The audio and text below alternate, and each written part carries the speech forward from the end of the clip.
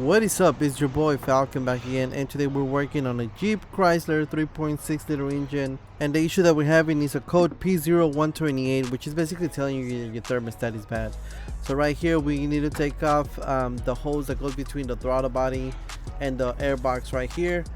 The thermostat is going to be right under the throttle body, so we need to remove this 8mm bolt right here.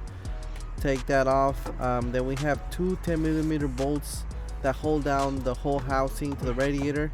There's also a small connector for the air temperature sensor right here on the boot also. We gotta disconnect that right there. And then those two 10mm bolts, you take those off and you should be able to take out this whole hose from throttle body all the way to the airbox. After we remove that, you're gonna have a easy look right here at the thermostat. You have two 10mm bolts and then the upper radiator hose. Now here I already drained the radiator because I'm also replacing or flushing the system, right? So you don't have to do this, but since I already did that, not a lot of coolant is gonna come out, but you might have a lot of coolant coming out if you still have your system full. So we gotta make sure that we have a drain pan set up and ready. And we're gonna take off the upper clamp on this radiator hose that goes on the thermostat, and then we just move the clamp to the back. Something that I always like to do when I put the clamp back is put it back in the same exact spot that it was before. Just, you know, like the creases that it had before, put it back in the exact same spot.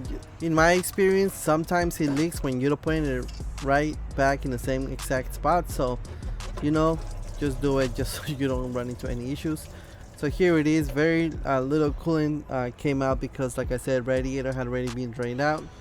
And then we're just gonna kind of kink the hose to the side just so it's out of our way. And then, like I said, two 10mm bolts that are gonna hold down this thermostat housing right here. And then we're just gonna crack them loose here, the upper bolt and the lower bolt. And then I'm just gonna take off those bolts by hand. Now this is a plastic housing going into an aluminum timing chain cover, so they really don't go all that tight. But here it is. After you remove those, you should be able just to take out this housing right here. And basically what it does is that sometimes the radiator will kind of stay a little bit open, sometimes it will stay closed. So use this code P0128. You really gotta tackle your thermostat first. So here, kind of clean it off a little bit, and then with a razor blade I'm going to kind of make sure that there is no like plastic pieces of that gasket stuck on the mouth where the new thermostat housing is gonna go. Here we go, putting on the new thermostat housing. I'm gonna put a link on the bottom for a new thermostat housing. They're always in back order from Dodge Chrysler. I recommend you putting on a one from Dodge Chrysler, but like I said, they're always in back order, so just be aware that if you put an aftermarket one, you're probably gonna have to replace it in a year or so. They just always go bad.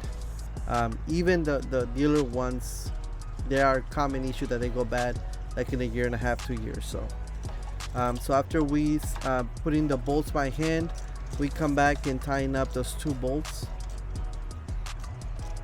And you got the bottom one and the top one, and then we're gonna go ahead and put the upper radiator hose back on. And like I said, make sure that you try to put on that clamp in the same exact spot that the old or where it was before. About the toughest issue you're gonna have with this job right here is to drain, or I guess burp out the system. Make sure that you have no more air in the system whenever you're refilling the coolant, especially if you see how this hose is like a S and it makes these weird curves. There's always air pockets on this vehicle, on this engine, so that's probably gonna be your hardest thing to do here. We put this back on.